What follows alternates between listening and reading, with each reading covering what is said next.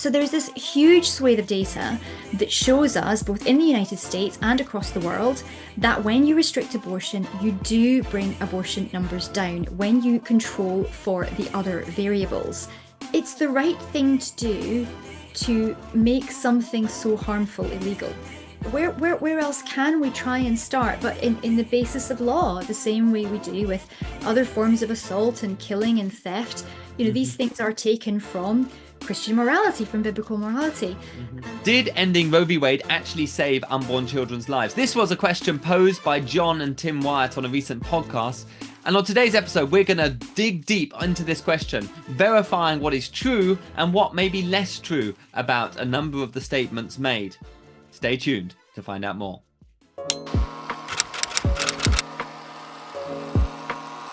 Hello, welcome back to the About Abortion podcast, the UK's only podcast dedicated specifically to addressing the abortion genocide in the United Kingdom. And thus, when a podcast came up questioning whether Roe v. Wade had actually done anything to help anyone, this went bleeping on our radars, and we commissioned an amazing lady who works for us named Debbie Mountford to do some research on this very question, and she's listened to this podcast time and time again, multiple times, and she's gone away and done the analysis. So without further ado, welcome Debbie Mountford. Thank you so much for joining.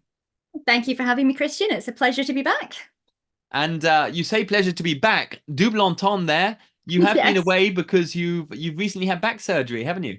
I have, yes. I had emergency spinal surgery about 8 weeks ago now, and for a herniated disc, which had been causing me problems for a long time. And I'm feeling so much better and delighted to be back. Well, brilliant. We're so pleased you're well. And yeah, our analytical rigor has been much amiss whilst you've been away. It's a privilege, a man who had a herniated disc and then broke his back. As I say, we've all got a backstory. Maybe you've got a backstory too. Well, we're pleased you're listening into this podcast today. But on to this most important question, right? Yes. Roe v. Wade, the overturning of Roe v. Wade. Some people said it would never happen. And then 2 years ago, we had this leaked document and it was happening. And in fact, Justice Alito, the Supreme Court judge in America, he didn't just criticize Roe v. Wade, he took a baseball bat to it. It was a devastating judgment. It was far-reaching. It's got many ramifications for the UK for reasons stated and not yet stated in the public discourse. But it's causing ripples, and it continues to cause ripples. You see, even in the UK, activists saying we've got to defend against this. You've got UK politicians regularly, like Stella Creasy, Diana Johnson, regularly talking about Roe v. Wade as something that we have to safeguard against, the possibility that our laws would actually start protecting human beings in the womb is outrageous and something to be opposed. Now, just before we jump into what's been said recently about whether Roe v. Wade was effective or not, I mean, you've been doing research on this for a number of years. You spoke on this very podcast in June 2023 about Roe v. Wade. Can you just give us a snapshot, summary of the whole Roe v. Wade overturning and also its initial consequence as you saw it when you were looking at this last June? Yeah, so I mean, overturning Roe v. Wade, obviously most famous Supreme Court case in America, certainly now if it wasn't before, was ruled in 1973, and it pretty much made abortion legal up to birth effectively across the United States overnight. Certainly states were not allowed to limit abortion in pretty much any capacity before viability, before 24 weeks. So the overturning of Roe was really significant because what it did was hand the power to legislate on abortion back to the states. So a lot of misinformation, a lot of misconceptions around, overturning Roe suddenly made abortion illegal across America. It didn't. All it did was put it back in the hands of voters. It had been out of the hands of voters for 50 years. Didn't matter how pro-life a state you lived in. Didn't matter how many people would vote for pro-life representatives. They were hamstringed. So I think that's the first thing to say is all it's really done is make this process more democratic, not Mhm. less democratic. But the furore that's sort of flown up around Roe v. Wade, the media storm, and how that's trickled down across the world, but particularly, as you say, to the UK with some of the amendments we're currently seeing going through on criminal justice bills, and across Europe, it's really kind of shocked the world, I think, Mm. because this idea of a woman's right to choose, women's rights, reproductive rights, my body, my choice, has been so ingrained for so long. Mhm.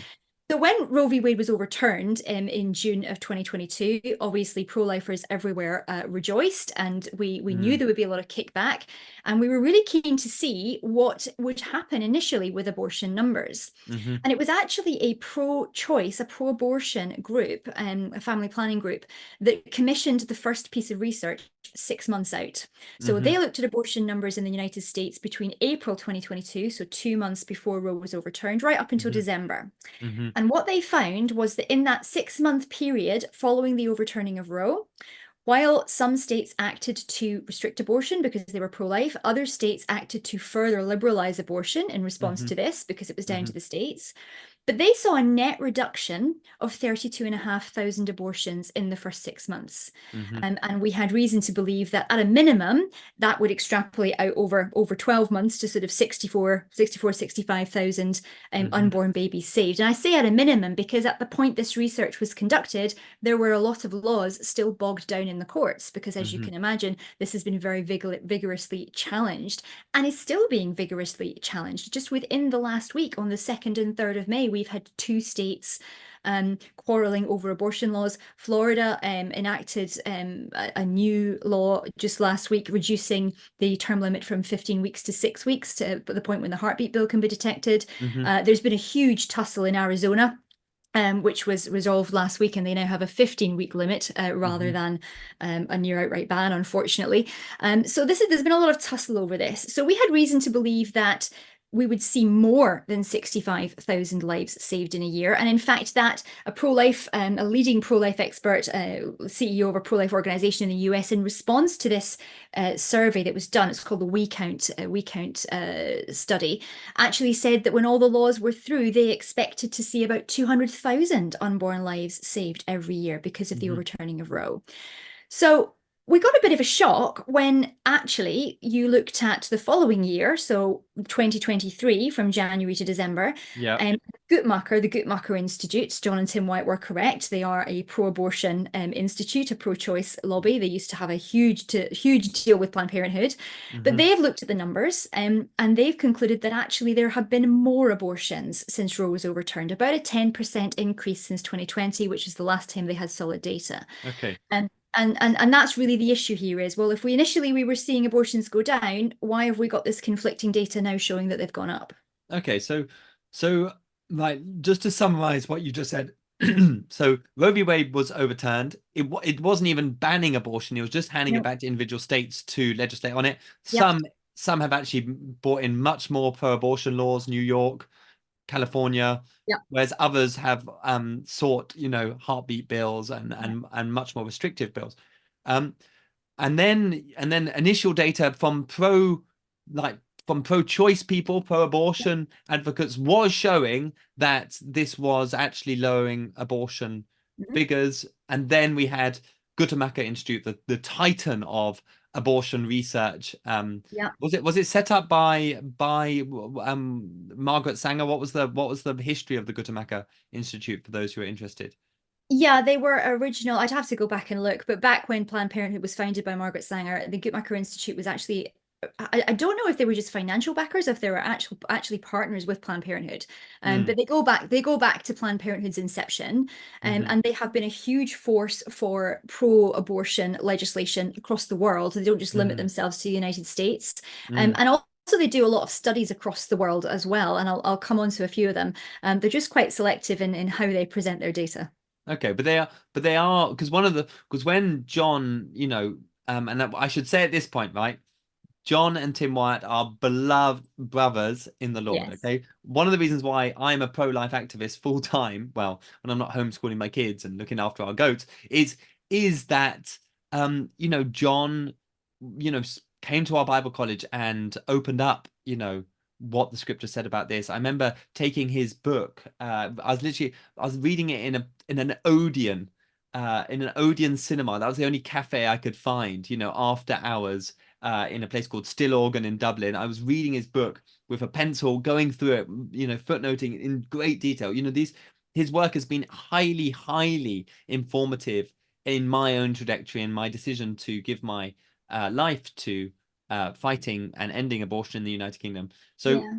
all of this said, and Tim, I don't know Tim so well, but obviously, as a man who struggles to get one or two articles lodged in Christian media, he's clearly a very gifted journalist. And it's wonderful to see the father-son dynamic going on in the podcast, right? So guys, if you're listening to this, and I do hope you are listening to this, we love you, and we are only digging deep in this because we want, like you, we want to be people of truth. We want to get to the bottom of this, and we want to catalyze deeper thinking on this. So that said, right, I mean, he said at the start of their interview, Guttmacher Institute, they are pro-abortion institute. However, these statistics seem to be trustworthy in that regard. Would you say that is correct, or would you question that? What would you say just of the data itself? Yeah, no, I mean, certainly I don't question the Guttmacher figures because apart from anything else, Guttmacher has always produced these figures historically, usually on an annual basis. It's harder to collect the data in the US than it is in the UK because of the way abortion is funded in the private healthcare system. We have the NHS, and not all, the CDC also collect data, but they don't collect it from California, etc. So the Guttmacher figures are certainly going to be consistent, I think, with what they've always produced. So if they're saying they've seen this uptick between their figures from 2020 and then their figures from 2023, I don't think we've got any reason to doubt that. I think the key for me is why, and does that necessarily mean that pro-life laws are ineffective? And I think that's the part I would dispute. But I mean, John certainly said that we don't just want to make abortion illegal, or it's not about making it illegal, it's about making it unthinkable. And as you say, we are in complete agreement about that. We want to make abortion unthinkable. We don't want to use the law as a blunt instrument to sort of club people over the head with. And it can be, I agree with John, it can be a blunt instrument. But I think it's just really important to understand why this has happened and why this 1 year's worth of data might be misleading. Okay, well, that's helpful. I mean, seeing as you've raised, I mean, this was one of the big start assumptions, right? Let's make abortion unthinkable. Doesn't necessarily mean making it illegal, but it seems to me, listening to that was something of a false dichotomy. I mean, what is the relationship between behavior and law, even before Roe v. Wade? Is there any argument to suggest that actually changing the law does change behavior? Absolutely. And this is true within the United States and internationally.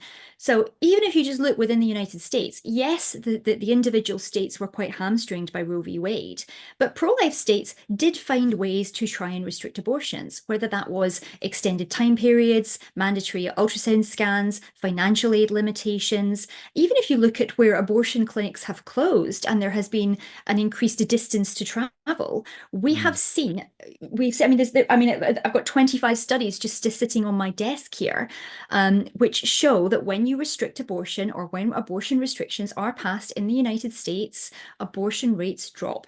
So when you make something harder to do in any walk of life, when you make something harder to do or you make it illegal, you see less of it. It's never going to eliminate the problem. Robbery is illegal. Unfortunately, that does not eliminate robberies. It doesn't eliminate theft, but we make theft illegal because it's wrong, and we recognize the impact it has. And the same is true for abortion. And even just here, and I can link these studies. I don't know if we can link them, Christian, so people can go. Absolutely. For those who are watching on YouTube, go look in the detail box. We'll have a bunch of hyperlinks. Yes, go hyperlink yourself out. I'll send these all through, but I mean, this is actually from Secular Pro-Life, which is an American website, but they're fantastic on research. And I'll just quote them here. They'll say, the research finds that greater abortion restrictions are associated with more births, and more lax restrictions are associated with fewer births, suggesting that when abortions are less accessible, fewer women obtain them. And in fact, you look at some of these studies, and just the first one I've opened the page to here. This was published in November 2020. And they highlight here is we find that a 100-mile increase in distance to the nearest abortion clinic is associated with a 30.7% fewer abortions and 3.2% more births. And you can go on and on with these studies. And we see this internationally as well. And in fact, Guttmacher has done a lot of research internationally and presents the data in a very selective way. So very often people will cite to me Guttmacher studies that have been published in the Lancet from 2009, 2016, 2018, 2020, because they've looked at abortions internationally and they've looked at how these abortion rates vary with regards to the law. But you can make statistics say almost anything if you look at only one variable. And anyone who's used to dealing with data understands the importance of looking at all of the variables that can affect your data set and doing that multivariate analysis. And what Guttmacher are very guilty of doing is simply looking at countries where abortion is restricted and abortion numbers, and then countries where abortion is unrestricted and abortion numbers, and making that comparison without taking into account any of the other variables. When you control for the other variables, so when you control for culture, wealth, religious belief, and one of the most important things is access to contraception and unintended pregnancies. When you control for that, it paints a very different picture. And again, I can link a very good presentation by Secular Pro-Life in the comments here for those who want to drill down into that. And when you control for that, you see actually in countries where abortion is restricted, we have much higher unintended pregnancy rates. Usually that correlates with access to contraception, etc. But when you control for those unintended pregnancy rates, you actually find that the countries with abortion laws, restrictive abortion laws, see fewer abortions almost universally than those that don't. And we see that in developed countries as well. We've seen that right the way through the 80s and 90s, even when abortion has been legal and we've made it illegal. Look at Chile. You know, there was a really comprehensive study done by an epidemiologist in 2012 in Chile, looking at abortion was made illegal there, I think in about 1989, looking at not only the impact on the reduced numbers of abortions and unborn babies being saved, but the positive impact on women's health. So there's this huge swathe of data that shows us, both in the United States and across the world, that when you restrict abortion, you do bring abortion numbers down when you control for the other variables. And that would correlate with what we saw in the immediate aftermath of the overturning of Roe. In the 6 months post the overturning of Roe, we saw data from another pro-choice source that abortions were coming down. So that then brings us to this key question of, well, what happened in 2023? Why have they gone up? So this is the $1 million question, especially, but before we get onto this, I think we need to address the question of just coming back to this unthinkable illegal. I mean, you saying that stuff just now reminded me of a wonderful Argentinian sister of mine. Well, obviously not sister in Christ, but she regularly tells a story growing up that she really didn't want to have a boyfriend and she really didn't want to be having sex outside of marriage, because if she got pregnant, she'd have to keep the child, right? Yeah. And she was just like, I'm not going there. I'm not going there. And it was a very interesting example of just the law changing behavior, irrespective of her Christian faith. It was just like the stakes were much higher, because the law, would mean that she wouldn't be able to just kill her unborn child if it was conceived, outside of wedlock, or as a teenager. And therefore, her sexual ethics actually increased in terms of her decision making and her boundaries, etc. It just seems so obvious to me that the law does change behavior. Even when we look at COVID times, people were doing ludicrous things, wearing masks, into church and then singing without a mask, or wearing masks up to the cafeteria to get their food and then sitting down and taking off their masks to eat with each other. And these weren't, it was just, these were regulations, right? Yeah. But it seems to me that, is it fair to say that, part of making abortion unthinkable is changing the law? Or to put it another way, the way we talk about all of this, it kind of, we make it sound like these kind of American legislators sneak into the legislative office and make their states pro-life, even if nobody wants it. But as far as my understanding of democracy works, these people have campaigned and persuaded the populations in these states to be pro-life. They've actually followed a lengthy democratic process. So even these pro-life laws are actually coming from a place of heart change and mind change on a grass level before you even get. You can't propose a heartbeat bill or until you've actually done that hard grass work to persuade the populace, because if you don't, the populace won't vote, let's say the Republican candidates in, etc. Is that, I mean, am I missing something here? Or are we, is this a straight up false dichotomy between illegal and unthinkable? Yes, you're not missing anything, Christian. I would agree with everything you've said. Ironically, and I'll come on to this in a minute, it's the opposite when it comes to legislators sneaking legislation in. We've actually seen one of the reasons why abortion numbers have climbed in 2023 is the opposite, is pro-choice states trying to circumvent the pro-life states' laws, and I'll come on to that in a sec. But you are right. And the other thing is, it's not just about these are pro-life states where pro-life representatives have been voted in and it's a democratic process. We also know that when something becomes illegal or when something's illegal, that does change how we view that activity. If something is legal, it's more permissible. It's easier to justify doing something if it's legal, even if it's morally ambiguous. If it's made illegal, it adds another level of wrong. It adds another level of moral clarity as well as legal clarity. So it's part of the step ladder. It's one of the stepping stones that we need, and we can't ignore the law. Partly because, as I've mentioned, it is effective. We know it's effective, even if we see these little anomalies as we do here. It is effective. It also makes people think. It brings the conversation to the fore. And Tim recognized that in the podcast. He was talking about just how energized and indignant the other side has been with regards to the overturning of Roe v. Wade, and how the media has fired this up, and how that's actually cascaded down and is probably really influencing, as you've mentioned, some of our MPs who are quoting Roe v. Wade to propose these amendments to criminal justice bills to make abortion effectively legal up to birth in this country. So it is a false dichotomy. Making abortion illegal is part of the journey towards making it unthinkable. It's not a case that we need to make it unthinkable first and then the law will follow. These things have to happen in tandem, and we take the wins where we can get them as part of our stepladder approach to yes, making it completely unthinkable. Thank you. So that's a good way to describe it. So it's not that it's not one or the other. These two have to kind of move together. Yes. As public opinion changes and shifts on the issue. Now, before we get to the $1 million question, which we will come to, listeners, is one of the arguments put forward repeatedly on the podcast by John Wyatt is that you can't change laws when there is desire. Can you speak into that at all? Well, we're talking about a supply and demand equation here, essentially. And John made the point about how the demand for abortion has not diminished. And he's right. And he did actually ask the question that nobody else is asking, which is, why is that? We've got universal access to contraception. We've got universal access to sex education.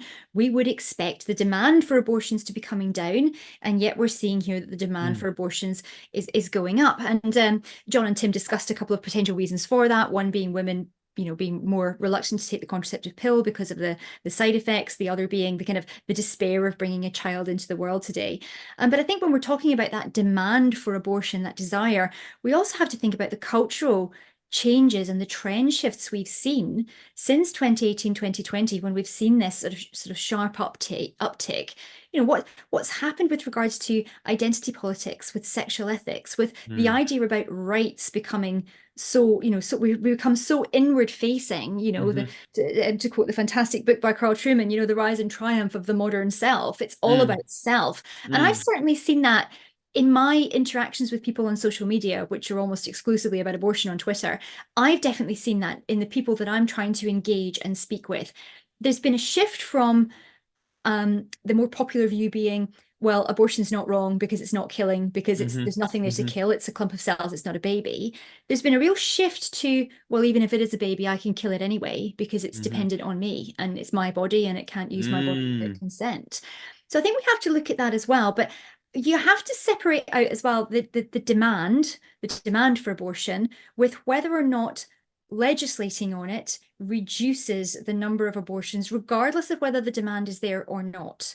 And Mm, I think they're separate questions. I mean, even if you look at Ireland, so 5 years ago, when the Abortion Act was repealed in Ireland and abortion became legal, there was actually pro-choice groups challenging pro-life groups mm, who were talking about who ran a campaign saying that there were 100,000 people alive today in Ireland because of the pro-life laws in the country, and that yeah, was challenged and made it to the Advertising Standards Authority, who upheld the pro-life campaign and said, no, this is accurate, this is yeah, factually accurate. There's 100,000 people alive today because of these pro-life laws. yeah, And again, we see that even when you look at the numbers of abortions in Ireland since that, and then you look at what was previously happening with people coming over from Ireland to the UK to get abortions, and there yeah. are far more abortions happening now in Ireland now that it's legal.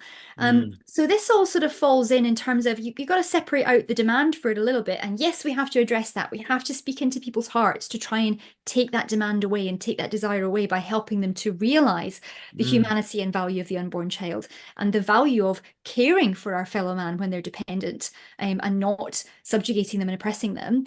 But we also have to look at, well, while that's happening, as you say, these two things happen together. While that's happening, do the laws work? And I would mm, argue that they do, and that this data from Guttmacher for 2023 is an anomaly. mm. Okay, well, we're not quite there. We will get to the question of what happened with this particular data. But it does seem to me that the question of, the heart is desperately ill and Yeah. and sick, and who can understand it? It seems to me that the human proclivity is we feel our sinful nature fills whatever space is provided for it, and it seems obvious to me that good legislature is laws that reward goodness and punish wickedness. Yes. I mean, apply the argument of desire to child pornography, right? There's Yeah. huge desire out there for child pornography.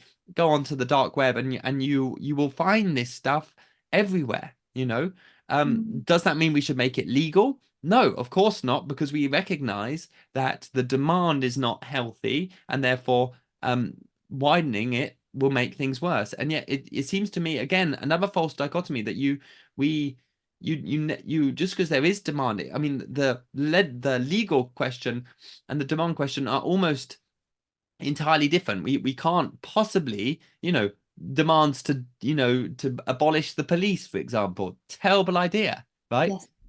It seems to me that the demand argument doesn't work when applied to other issues. And I guess my question is, what is it that's so is it the privacy of abortion, the secrecy of abortion?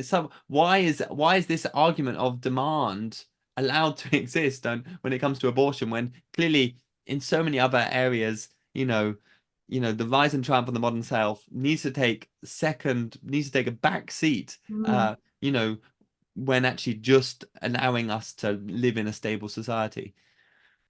Well, absolutely. And I think even just applying, even just taking abortion and the demand for abortion and saying, okay, well, let's apply the same principles to babies once they're born. Why are we restricted to killing them when they're in the womb? Mm, Why not then if they're newborns? You go to the Peter Singer argument of, it takes consciousness, it takes hmm oh, what is it? Rational, conscious, and self-aware. You need to be rational, conscious, and self-aware to become a person. yeah, So why can't we kill newborns? Why can't we say that if the mothers are poor, or the cost of living crisis is affecting them, or they're not going to be able to finish their education, or yeah, they have an abusive partner, why can the baby not be killed once it's born? mm, And we would never argue that we couldn't legislate against killing newborns. We mm, would never argue, and we kill at the moment the abortion numbers, the latest numbers from the World Health Organization, and this has jumped dramatically in the last few years as well. Whether that's to do with their access to the data or the numbers have genuinely jumped, I don't know. But hmm we kill an estimated 73 million babies worldwide every year.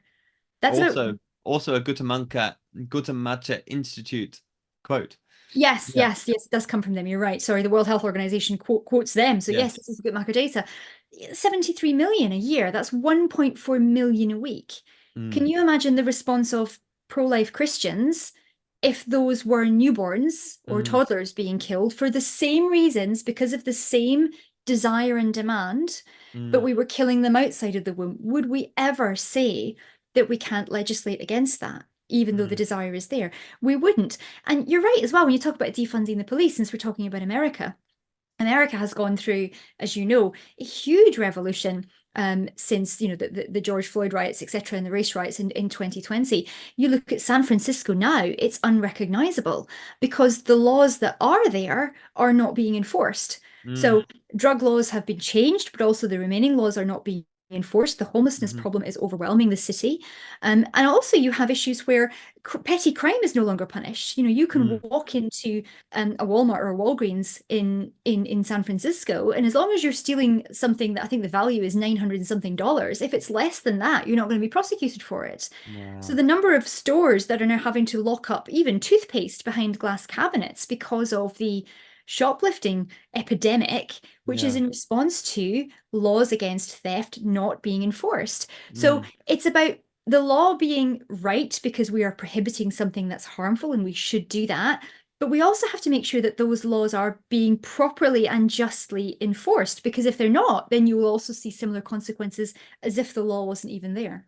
Well, that's a powerful reflection, and may we all be grateful when we lean out to get our Colgate at our next Absolutely. time we're in Boots, that it's not behind a glass cabinet. But seriously, this is the the desire, sinful desire, balloons, into whatever legislation it can get inside. Yeah. So again, we have to be savvy about this. Okay, right.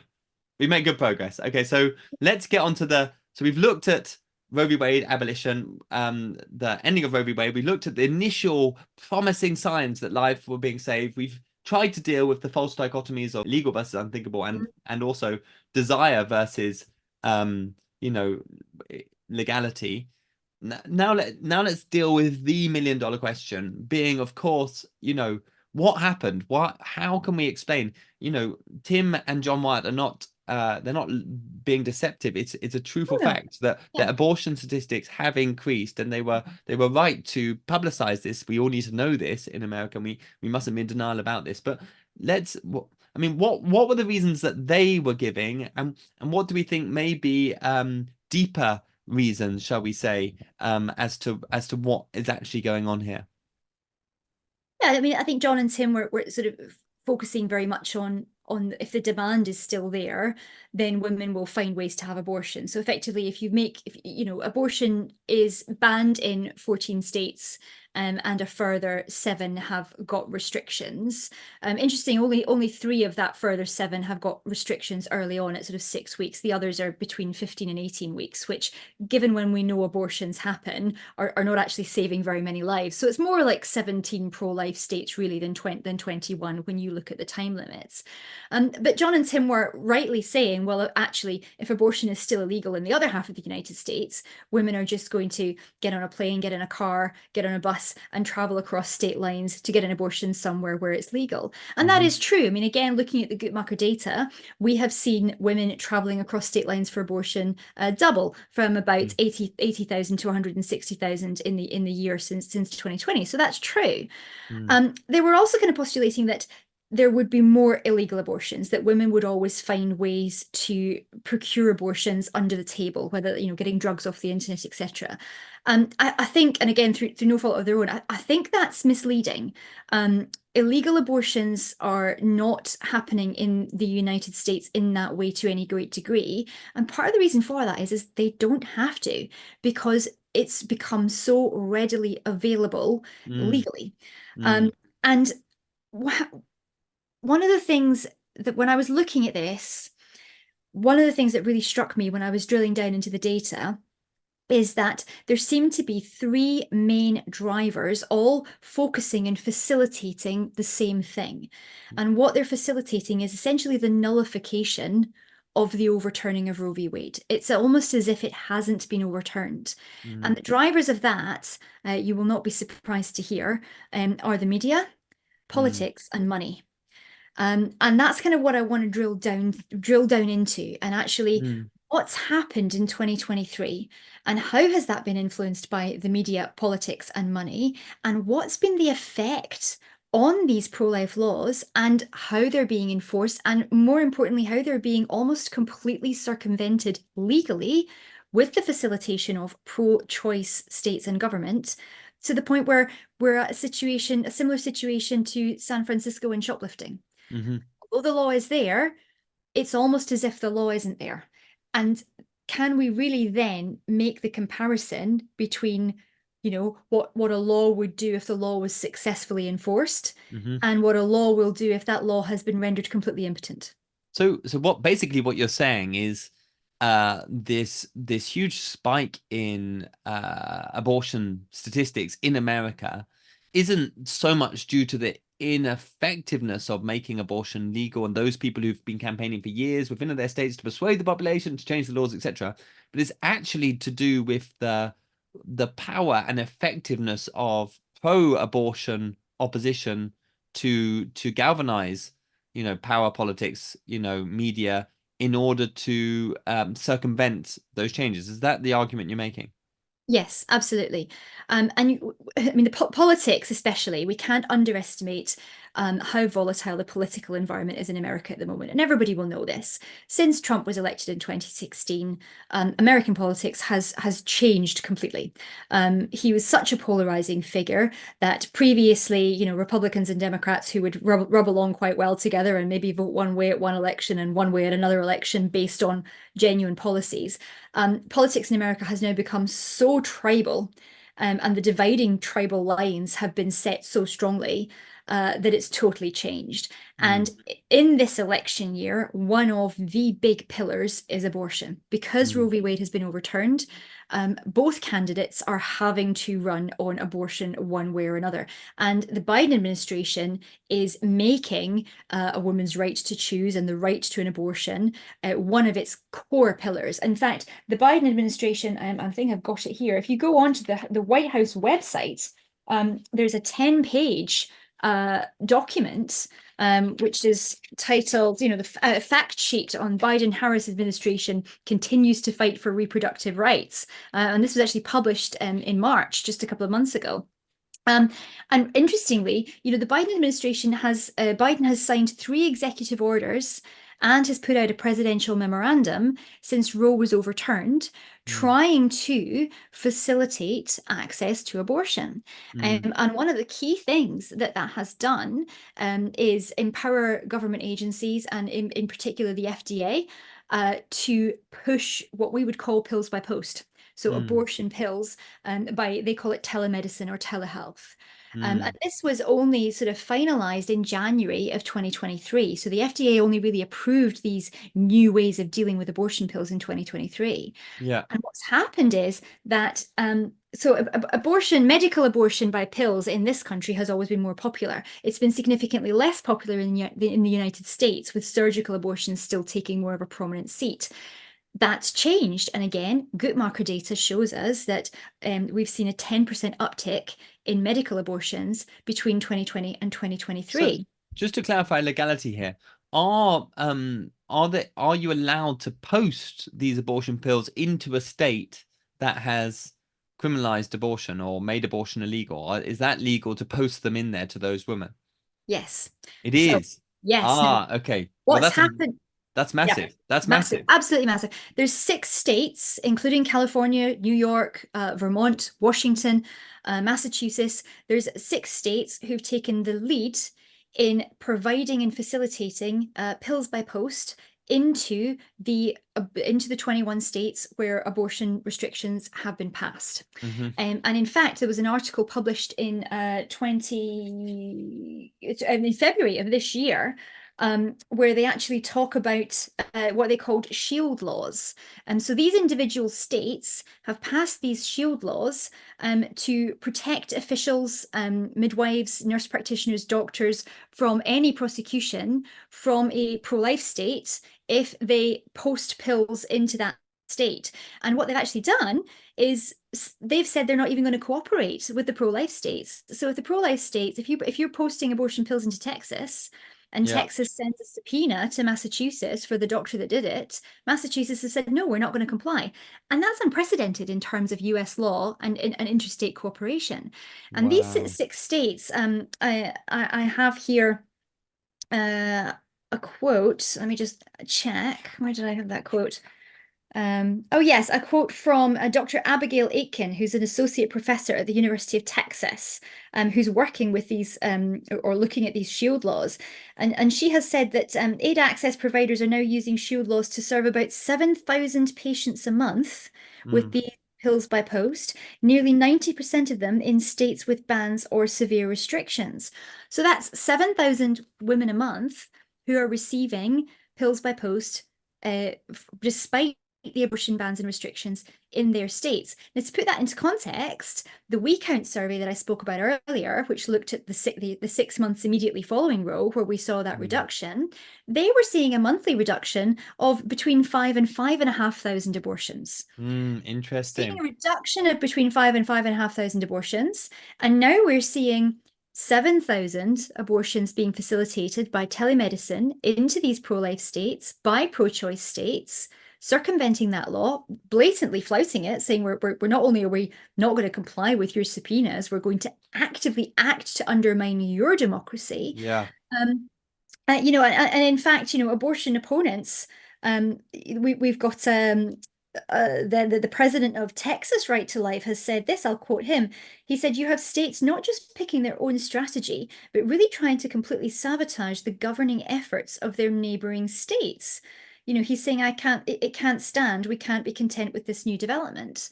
And in fact, in response to this, 3 states, Idaho, Kansas, and Missouri, petitioned to join a case to the Supreme Court to try and stop this, and that petition was denied. Now, the other thing you have is not just pills by post being facilitated by pro-abortion states, but since Roe has been overturned, you have massive abortion funds which have been set up by Democratic donors, pro-abortion states, celebrities, to try and facilitate women traveling across state lines for abortions and paying for that.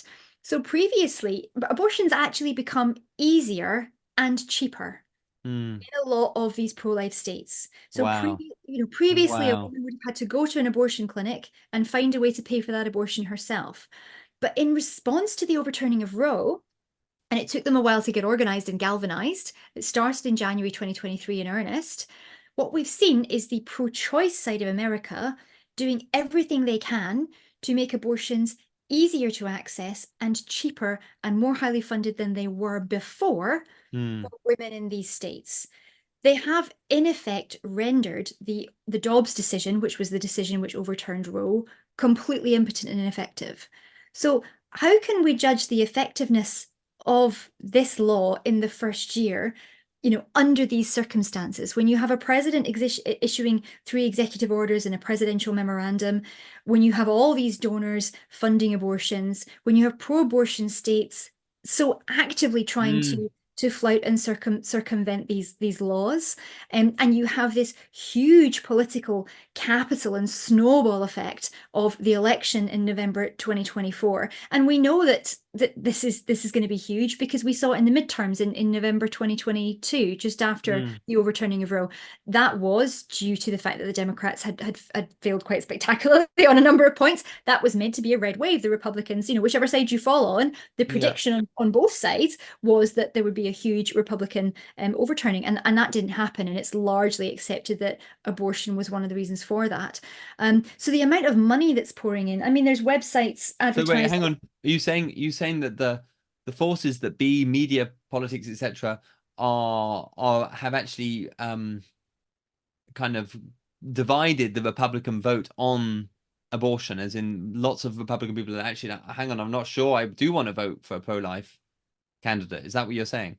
Yes, well, that as well. I mean, and certainly you can see that in the fact that Trump made a statement about a month ago, I think, on this issue. So certainly, and again, regardless of what you think of him, and I'm not going to get into that whether you're for or against, but just, you know, factually speaking, he ran in 2016 and 2020 on a very pro-life platform. Yeah. You know, his vice president at the time was the first one ever to speak at the March for Life. Kamala Harris is the first vice president ever to visit an abortion clinic on the other side. Trump has now, because everyone has been, you know, the media has stirred up this dirt cloud to say, well, if Trump is re-elected, there will be national abortion bans put in place. Yeah.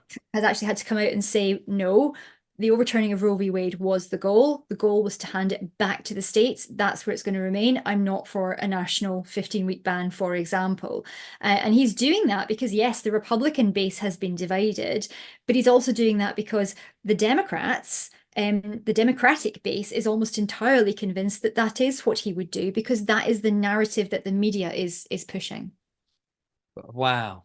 But all the while you've got presidential pressure on federal laws or allowances that is undermining any state that has actually, you know, voted pro-life or brought in pro-life laws. Yeah. I mean, this just seems, because interestingly, in my spirit, listening to John and Tim's podcast, I felt kind of, you know, John starts by saying, I hate to say I told you so, but this is kind of what I said, you know, Yeah. and this is, it kind of was, the vibe you got was there was no point legislating because, you know, this stuff was just going to happen anyway. And what you're saying is a kind of, you know, these forces, you know, highly funded, connected with the media, presidential pressure, you know, bearing down on anyone who's trying to get their laws to reflect Yeah. at least a little of what biblical law looks like. I mean, what encouragement do you have? Where's the encouragement in all of this for not just our brothers and sisters, you know, seeking to rescue those being led away to death in the States, but also for us here? What is the encouragement to keep fighting? Because it seems like, oh well, they will just post these pills. And just to put this in point, I had a conversation with a grandmother recently whose daughter had received these pills in the post, right? Quite recently this happened. And just, it's an absolute bloodbath. And that is no exaggeration. It literally, often this stuff happens in bathrooms. There's a lot of blood. And then this poor person I was speaking to as a grandmother was traumatized by seeing what is her grandchild, you know, in a toilet bowl at the end of this procedure, you know, her advice, her counsel having been unwarded. And it reminded her of her own experience of miscarriage many years ago. Yeah. It just, this is not healthcare. I mean, obviously the celebrities and the people funding this are obviously patting themselves on the back thinking, you know, they're doing great humanitarian work here, but it's you know, on almost every level, this is an abandonment of health. This is an abandonment of Absolutely. of care. It's traumatic. It's traumatizing. It's very painful. You know, you've got all the side effects of these pills. Not to mention the fact that in this particular case, this woman having uh, uh, killed and ejected her child at home, then had to go in for, you know, a suction abortion procedure anyway to clean up the job. And this happens. I think it's about at least 3 in 100. It could be higher with home abortions, particularly after 10 weeks. You know, women are having to have procedures to effectively abortion procedures to empty what is remaining in their womb. So it seems to me, you know, this is wicked. You know, this is so wicked. Debbie, what's the encouragement to those in the States to keep fighting, and the encouragement to us to keep fighting too? Well, just to, I mean, to acknowledge as well, if you're absolutely right, it's wicked, and the harm it does to women as well. I mean, apart from anything else, if you've not had a scan, there's no way to tell if that's an ectopic pregnancy. You know, you can't be positive, and John makes this point, you can't be positive about the date of the pregnancy. There are dangers in taking these drugs, not just to the unborn child, obviously, who dies, but to the mother after 10 weeks. So I think the encouragements come in several forms. First of all, I genuinely, looking at these figures and the amount of political pressure, media pressure, funding, circumventing of laws that's going into this issue right now, this can't last. And even the researcher from Guttmacher who produced this data is quoted as saying, we've got a lot of funding coming in for this right now, and we don't know. I'm paraphrasing, but essentially, we've got a lot of funding coming in for these abortions and crossing state lines. We don't know how long that's going to last. I don't think it will last. So, and I also don't think that these 6 states that are currently trying to facilitate pills by post abortions into all of the pro-life states, I'm not sure that's going to last either. There are challenges now that are being heard by the Supreme Court at the moment, actually, on these pills by post issues. So the pro-life side has galvanized back and is pushing back and saying, you can't do this. These pills are not regulated for this. So there's lots of different challenges that are coming through the courts. The shield laws that are protecting these 6 states that are facilitating that, they've not been challenged through the courts yet. They will be. So the use of the abortion pills are being challenged with regards to just prescribing them at all over the phone because of the dangers of doing it. And I think there's further challenges that will come from these states whose laws are being completely hamstringed by neighboring states who are not respecting their state sovereignty, which goes against the Constitution of the United States. So I think we can be encouraged that the pro-life side is galvanizing against this avalanche that's come in to try and make this overturning of Roe v. Wade impotent. And I think that pushback will be successful, at least in some of these cases.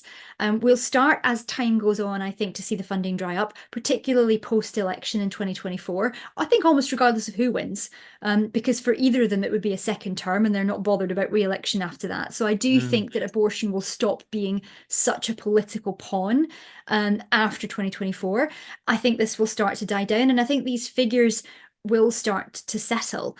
So I think that's encouraging. I think we also have to be encouraged that as Christians, it's the right thing to do to make something so harmful illegal. Abortion is harmful not just to children, but to women. We know that. We know how harmful this can be to women. We understand the mental health consequences, or at least we who work in the pro-life movement do, Christian. We understand the negative consequences of abortion physically. We understand the negative consequences of abortion mentally. And we want to legislate to try and help women and children. We want to protect both. And we should look to the Bible. We should look to where's the heart of God on this issue, and what does the Bible say about human life and how we are to treat it, and where else can we try and start, but in the basis of law, the same way we do with other forms of assault and killing and theft. These things are taken from Christian morality, from biblical morality. So I think we must be encouraged that we're doing the right thing biblically by trying to legislate, as we say, along with other efforts to try and make abortion unthinkable. That's really helpful. I mean, presumably, whilst it's true that these individual states are being undercut, and all kinds of, scandalous things are going on and unconstitutional things are going on which has been supercharging these abortion figures. Presumably, it's still pleasing to God, even if you secure better laws in your own patch, in your own state. Presumably that's still a worthwhile aim, even if larger forces are going to come out against you. Is it not? Yes, absolutely. And I think when we look back at history, we see that as well. Where would we be if Martin Luther King had not continued fighting through to the passing of the Civil Rights Act? Where would we be if those in Nazi Germany hadn't, persevered and tried to save as many as they could despite the pushback? You can see that all the way through history when you're dealing with social injustice, as we know. And we have to stand firm on what is right and the biblical principles of what is right, and take heart in the fact that we are doing what is right, and that these laws are correct. We should be restricting the ability to take an unborn life, to take any life. All innocent life is valuable. And we need to try and, as John Wyatt said, this is about loving both. We want to help mother and child. We don't want to elevate the baby above its mother. We want to help both. We've got two people we need to help here. But helping is not necessarily it's definitely not facilitating through the law the killing of unborn children. Really helpful. Now, if Dave was leading this podcast, he would always want to bring in God's word. So I'm going to do the same. But as you're talking, I'm reminded of Nehemiah. Right? Anyone who knows the story of Nehemiah, he was a man who was working for a foreign leader in the courts of and whose courts was he in again? Cupbearer of King Artaxerxes. Yes. Um, and Nehemiah then left that job in order to rebuild Jerusalem, and he did an amazing job of re-establishing the walls of Jerusalem. How did he do it? He did it by delegation, by every household playing their part, reconstructing the walls. It wasn't without conflict. It wasn't without opposition. Indeed, there were threats against Nehemiah's life in order Yeah. to complete this job, and he showed remarkable leadership to get the people rebuilding all that was good about Jerusalem. Now, anyone who has read the rest of Nehemiah would also know that he was a flawed leader, that he made mistakes in his treatment of things, and the end of the book's very interesting because at the very end he basically has these kind of profound kind of humble moments where he's saying chapter 13 verse 22, remember me for this also, O my Lord, and show mercy to me according to your great love. Later on in verse 29, he says, remember them, O my God, because they have defiled the priestly office and the covenant of the priesthoods and of the Levites. And then finally, he says, remember me with favor, O my God. And there seems to me to be something of a, here's a man who's done so much, he's built so much, he's restored Jerusalem, he's overcome opposition, he's messed up. He's aware of his own flaws. He's aware that his opposition, even from his own ranks, these kind of people in the priestly office, from the Levites, are actually causing harm to the purity of what God is doing. But it seems to me at the end he has this kind of attitude of surrender. He's saying, remember the good things I've done, God, and for those other people, I commit them into your hands. You need to deal with them. This is too big for me. And I wonder whether there's something in that for all of us, especially those of us who want to see, righteous laws restored, unborn babies and their mothers, as you say, protected. We want to see Yeah. that restored. Now, no one's going to do an imperfect job. Anyone could do a podcast, fault finding, any one of these strategies. But ultimately, this comes down to the heart. What's the heart desire? Yeah. And Nehemiah's heart desire, though he messed up, though he was awaiting his savior, Jesus, to complete the work of restoration he tried, and I think that's something that my reflection at the end of listening to their podcast was we've still got to try, right? Because even a failed attempt done with the right attitude is sweet worship to God, Yes. and I think so that's my encouragement to listeners, even responding to this. The opposition is great. The forces against us are great. The globalists, WHO, others pushing for abortion. That it's so great, and there's good reason to think, well, why bother?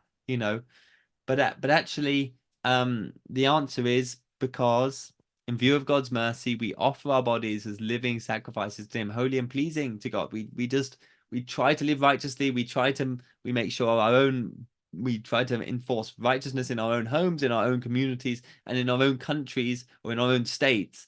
And if other people want to come against that, then Lord, deal with them. But it's still worthy of the exertion. I guess the point is we want to see these stats in 10 years, don't we? We want to see Yes. them because that's where we'll really see where the dust is settled on this stuff. And Absolutely.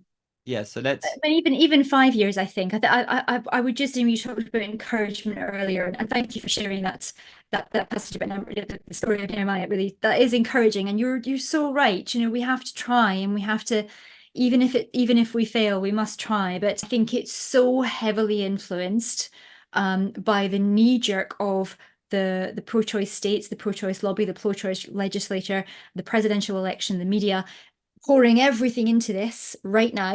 That will die down. This will settle. We did see that initial drop even though there were so many laws still getting stuck in the courts before the other side had a chance to galvanize.